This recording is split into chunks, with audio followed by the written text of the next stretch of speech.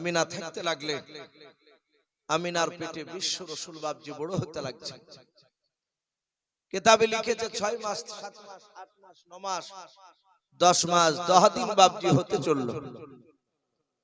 আরবিতে মাসটা লিখেছে বাপজি রবিউল আউয়াল মাস। আমরা বেশিরভাগ মানুষরা জানি যে রবিউল আউয়াল মাসের 12 তারিখে নবী জন্ম নিয়েছেন, কিন্তু বাপজি 12 তারিখটাই যে গ্যারান্টি এটা নেই। নবীজির জন্ম তারিখ নিয়ে বাপজি মতভেদ রয়েছে, দ্বিমত আছে। কে বলেছেন 9 তারিখ, কে বলেছেন 11 তারিখ, কে বলেছেন 12 তারিখ। কিন্তু বেশিরভাগ উলামারা, জমহুর উলামা, তারা বাপজি বলেছেন যে 12 তারিখটাই হতে পারে। কিন্তু মৃত্যুর তারিখ নিয়ে নবীজির বাপজি কারো দ্বিমত নাই। ইন্তেকাল করেছেন ওই রবিউল আউয়াল মাসের 12 তারিখ। ইন্তেকাল করেছিলেন সোমবারে সকালবেলা। নবীজি দুনিয়াতে বাপজি জন্ম নিয়েছিলেন সোমবারের দিন সকালবেলা। 10 মাস 10 দিন পার হতে চলল। 10 মাস 10 দিন চলছে। রসুলের বাপজি মা পেটে ব্যথা শুরু হয়েছে। উনি কাঁদছেন যে আমার স্বামী যদি বেঁচে থাকতো তাহলে পানি টানে পড়া নিয়ে এসে দিত। আপনাদের ইমাম সাহেবের কাছে অনেকে পানি পড়া নিতে যায় না, অনেক সময় এখনো আছে। ওটা শেষ সময়তে নিত ইহুদির আলেমদের কাছ থেকে। সঙ্গে সঙ্গে বাবা আমিনা কাঁদছে। আমার আল্লাহ ডেকে বলে, হে জান্নাতের 4টে রমণী, এক্ষুনি চলে যাও। বলে কোথায়? বলে জান্নাতি কাউসার পানি, জান্নাতি আতর, মুশকে আম্বার আর জান্নাতি পোশাক কাপড় নিয়ে চলে যাও আব্দুল্লাহর কুঠুরিতে, আমিনার ঘরে। ওখানে গিয়ে তাকে পানিটা পান করে দিয়েছে। ওরা 4 জনায় বাপজি প্রবেশ করলো। আমিনা ভয়ে থরথর কাঁপছে। হযরতে আমিনা এদের 4 জনা কাউকে চিনে নাও, এসে বলল, বোন এই পানিটা খেয়ে নাও। আমিনা পানি খেলেন আর পেটের ব্যথা সাথে সাথে ভালো হয়ে গেল। বলুন সুবহানাল্লাহ। আমিনা বলে, বোন তোমাদের পরিচয়টা দাও, তোমাদের বাড়ি কোথায়, তোমাদের নাম কি? বলে বোন পরে বলবো, তোমার পেটে যে বাচ্চা আছে এই বাচ্চাকে স্বাগতম জানাতে এসেছি। বলুন আলহামদুলিল্লাহ। আল্লাহর নবী জনাবে মুহাম্মদ রাসূলুল্লাহ সাল্লাল্লাহু তাআলা আলাইহি ওয়াসাল্লাম দুনিয়ার বুকে চলে আসবেন। রাতের বেলায় নবী আসবে না, দিনের বেলায় আসবে। সিরাতে হালবিয়া কিতাব দিতে লিখেছে বাবা রাত্রি বেলায়, রাতের ভাষায় দিনকে ডেকে বলে, দিন রে তোর যে আমার দামটা বেড়ে যাবে। বলে কেন বেড়ে যাবে? বলে সারা পৃথিবীর শ্রেষ্ঠ নবী আসবে, দিনের বেলা আসবে না, রাতের বেলা জন্ম নেবে, তোর যে আমার মর্যাদা বেড়ে যাবে। দিন বলে এখনো কি নবী জন্ম নিয়েছে? বলে না, নেয়নি, নেবে।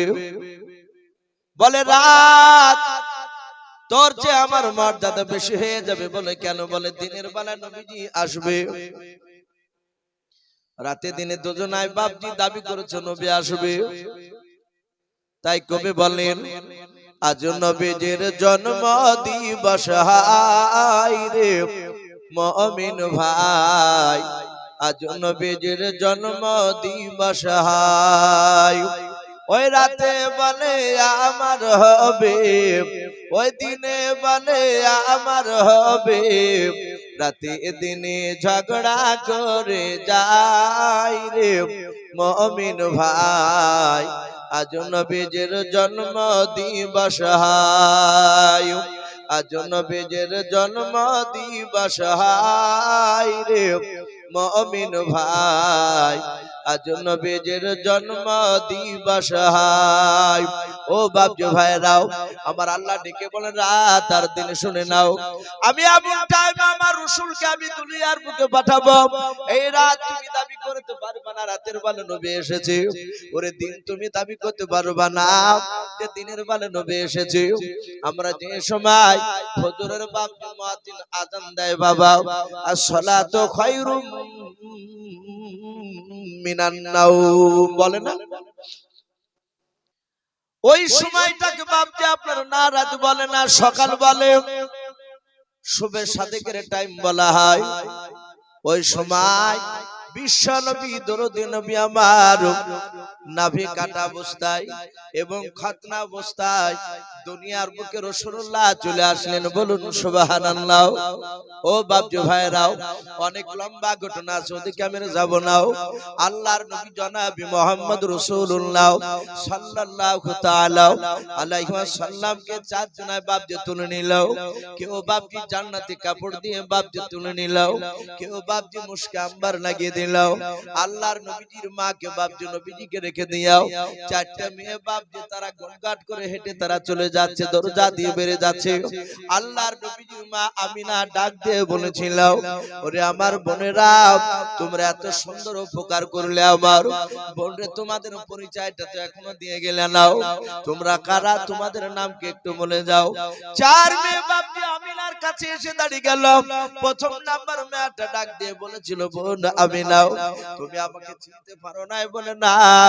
বলে শুনে নাও, আমি এখন দুনিয়াতে থাকি নাই। বলে কে তুমি, কোথায় থাকো বলো? বলে আমি না, দুনিয়ার বুকে আদম নবী সফিউল্লাহ আলাইহিস সালামকে পাঠিয়েছিল। বলে হ্যাঁ, ওই আদম নবীর অর্ধাঙ্গিনী বিবি হযরত মা হাওয়া আলাইহিস সালাম আমি। ডাক দিয়ে বলে, বোন দ্বিতীয় মেয়েটা বলল, তোমার নাম কি বলো? দ্বিতীয় মেয়েটা ডাক দিয়া বলেছিল, বলা মিলাও, তুমি আমাকে চিনতে পারো নাই? বলে না, চিনতে পারি নাই। তোমার নামটা বলো, তুমি কে? হযরতে বাপজি দুই নাম্বার মেয়েটা বলেছিল, বলা নাম আমি হযরতে মা হাজেরা আলাইহা সালাম, ইব্রাহিম নবী আলাইহিস সালামের অর্ধাঙ্গিনী বিবি আমি। তিন নাম্বার মেয়েটাকে বলল, বোন তোমার নামটা কি? বললো। তিন নাম্বার মেয়েটা ডাক দিয়ে বলেছিল, আমি নাও, আমি হযরতে ঈসা রুহুল্লাহ আলাইহিস সালামের আমি জন্ম দক্ষিণ মা মরিয়ম আলাইহা সালাম।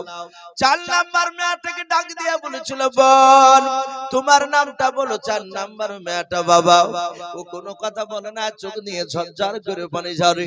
ডাকে দিয়ে বলেছিল, বোন এরা তিনজনায় হাসতে হাসতে বলেছিল, কেউ বলেছে নবীর মা, কারা কেউ বলেছে তারা নবীর স্ত্রী, তুমি কেন বলো না? চার নাম্বার মেয়েটা বলেছিল, বোন আমি না, আমার স্বামীর পরিচয় দিতে আমি বড্ড লজ্জা পাই। হযরতে আমিনা ডাক দিয়া বলেছিল, এই বল লজ্জার কোনো কারণ নাই, তোমার পরিচয়টা দিয়ে দাও। চার নাম্বার মেয়েটা বলেছিল, শুনে নাও, সারা পৃথিবীর মানুষকে আমার স্বামীকে ভালো বলে নাও। দুনিয়ার বুকে যে বেঈমান খোদা দাবি করেছিল কোরআনে পাওয়া যায়, আনা রব্বুকুমুল আলা, এই বেঈমান ফেরাউন বলেছিল আমি সব আল্লাহর চেয়ে বড় আল্লাহ। ওগো আমি না, ওই বেঈমান ফেরাউনের অর্ধাঙ্গিনী বিবি আমি হযরতে আসিয়া আলাইহা সালাম। বলুন আলহামদুলিল্লাহ। চারটি মেয়ে বাপজি তারা পরিচয় দিয়ে তারা অদৃশ্য হয়ে গেল।